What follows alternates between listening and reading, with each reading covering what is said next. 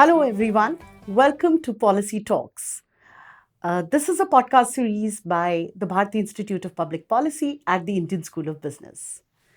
I'm Dr. Arushi Jain, the Policy Director of the Bharati Institute, and I have with me a very eminent guest today, Mr. Amarjeet Sinha, the former advisor to the Prime Minister of India, an IS officer of 1983 batch from the Bihar cadre, a person who has been at the helm of affairs when it comes to the social sector reforms and the rural development, as he was the secretary of the Rural Development Department for a long time. Sir, it's a pleasure to have you here at ISB. Thank you, Arushi. Always a pleasure to be at ISB. We will like to, begin this conversation today by talking about your rich experience, 4 decades in service, and I like the first question that I like to pose to you is regarding how civil services has developed over these 4 decades and how transformation in the services and the outlook of the services has happened in this time. Thank you very much for this question. Having spent 4 decades in public as a public servant, many thoughts come to one's mind.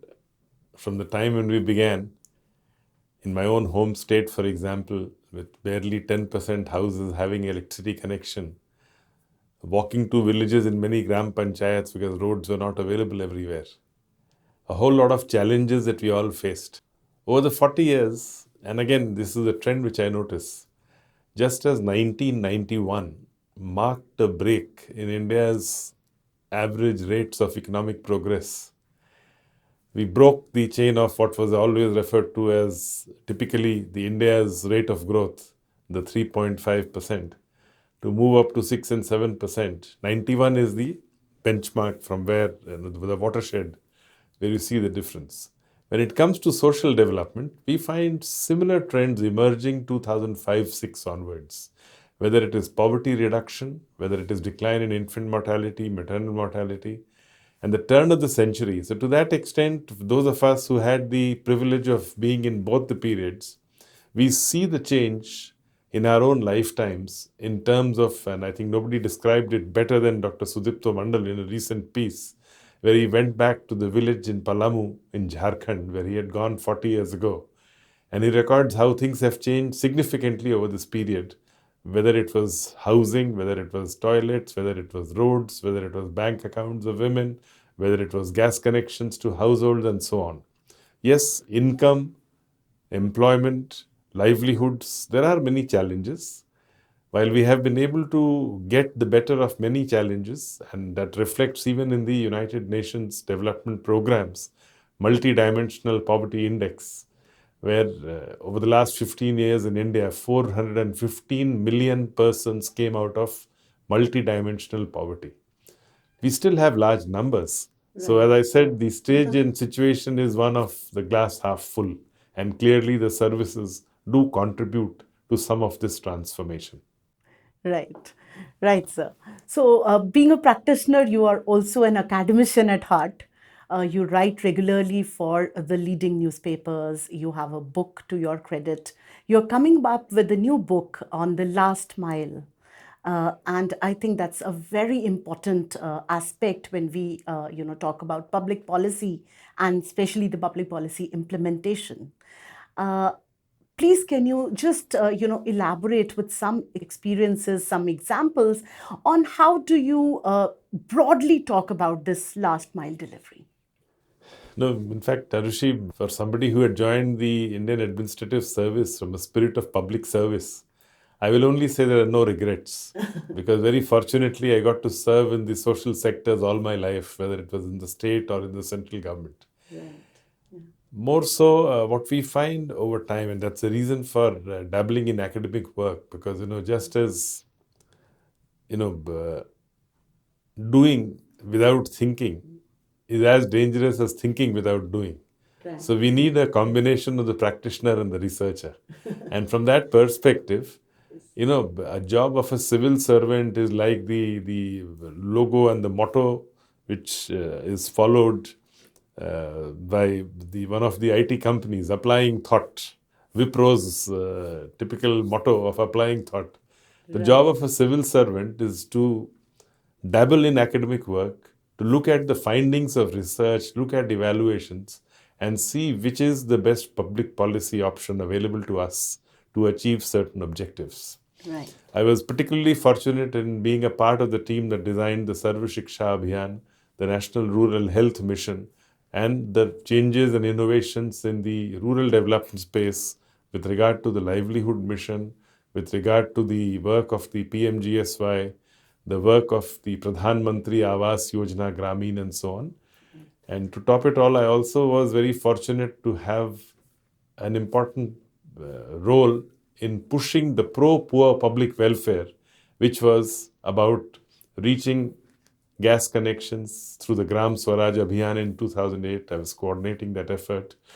And a lot of lessons on how communities, local government, state government, civil society organizations, central government, the frontline workers, panchayats, community organizations like women self-help groups, when everyone pools their social capital together, fairly important and difficult tasks, daunting tasks become possible, become easy to implement. And as the National Family Health Survey, the fifth round results which have come for 2019 to 21, the 7 activities that we were trying to reach to every poor household in the 63,974 purposively selected poor villages of the country, we find in all those 7 activities, the gains in the NFHS are very significant. Electricity has reached the households. Immunization levels have gone up significantly, more than 10% since the last NFHS 4. Changes on bank accounts of women, the Jandan accounts. Huge movement upwards. So a whole lot of priority activities which we undertook, accident insurance, life insurance, as part of the Gram Swaraj Abhiyan, actually reaching those for whom they were intended, which only confirms that public policy has to begin by identifying the challenges of the last mile. And the reason for this book is to begin from the other end, rather than just the theories of public policy, try and see what are the kinds of challenges which a diverse nation like ours faces in different parts of it, and how best we can develop solutions which address the challenges. And as an example, for example, the gas connections, Ujjwala connections. I still recall Gram Swaraj Abhiyan, our teams which went to Rajasthan desert areas, came back to say, no, they're finding it very difficult to carry the 18 kg gas cylinder because roads are there, but many of the households, there's one household here, another somewhere else. They're all in different honeys. Right. In such areas, reaching gas is the difficulty.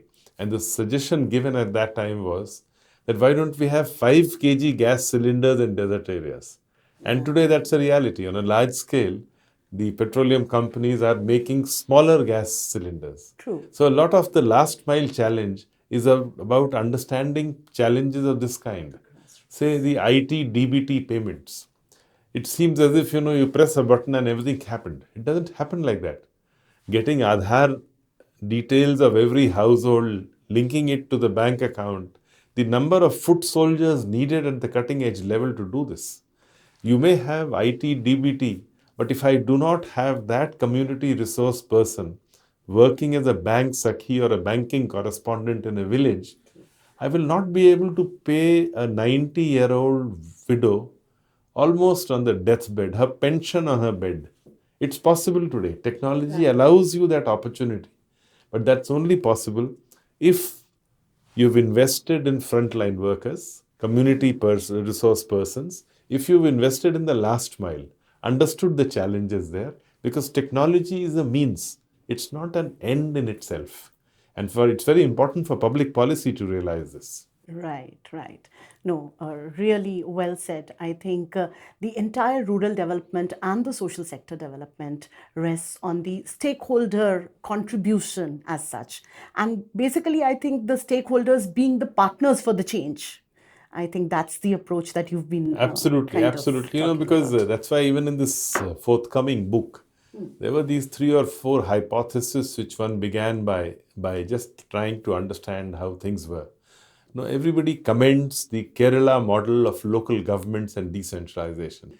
I started studying that carefully, and I found that that model was always an accountable decentralization model, meaning thereby the provision for neighborhood household groups holding elected representatives responsible was part of the system.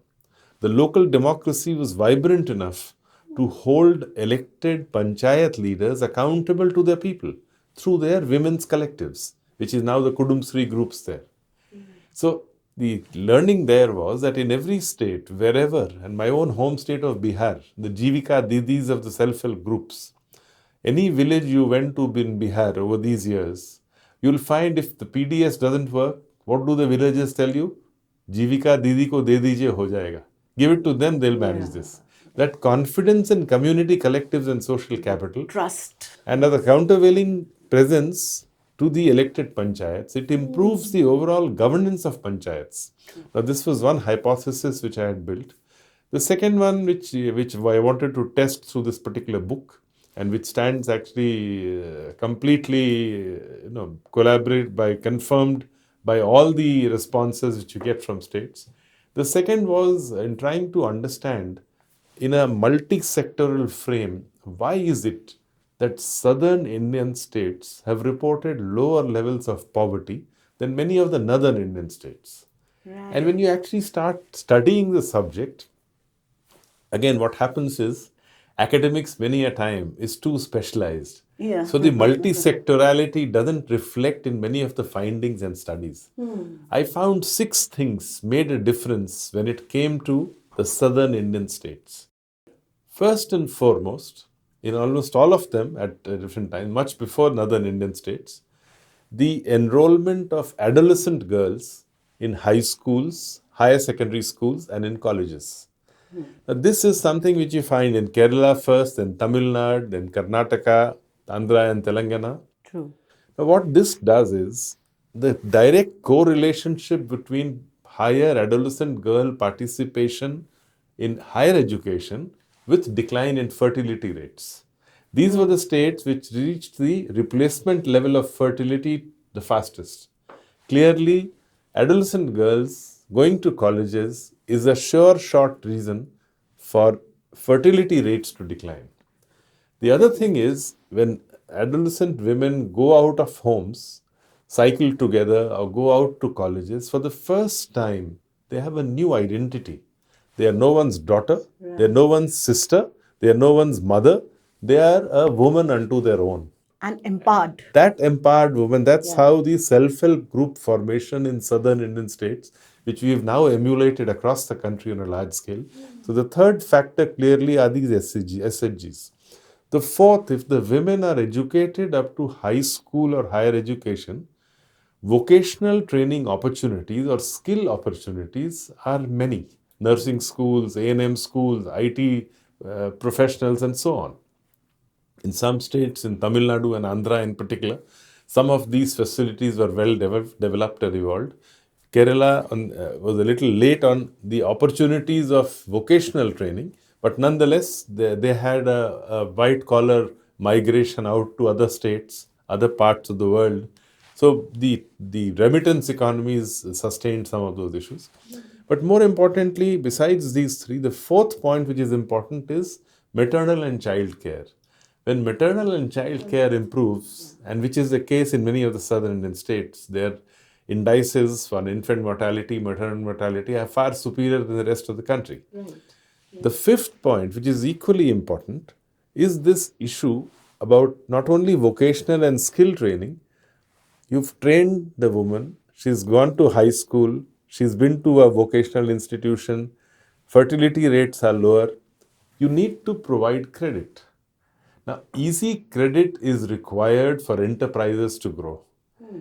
A very far-reaching decision taken by Dr. Rangarajan as the governor of the RBI 30 years ago, providing for collateral-free lending to women's collectives, the self-help groups, that made a difference.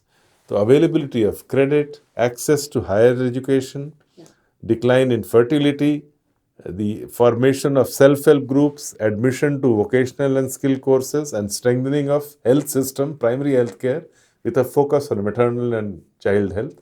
These are the factors which makes a difference. This is exactly what you are trying to emulate.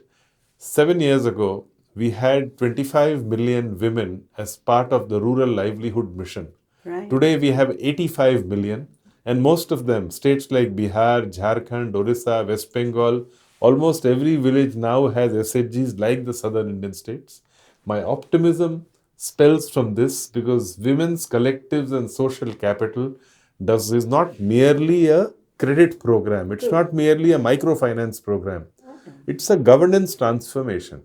When they are able to hold elected Gram Panchayat representatives accountable for what they have to deliver, that's where change comes. True. And that's a true transformation in that sense. So clearly, some of these points is what, because they don't get written about enough.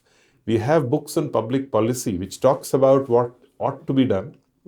But in terms of analyzing what was done and what was attempted, that's why the third hypothesis which I have pushed in this particular book is about the role of decentralization with regard to education, health, livelihood, nutrition, and skills. So the convergence in Absolutely, that way at the because grassroots. our challenge is that in these sectors, nutrition, for example, doesn't lend itself to narrow departmentalism. I can't look for all the reasons and consequences or efforts coming only through the ICDS.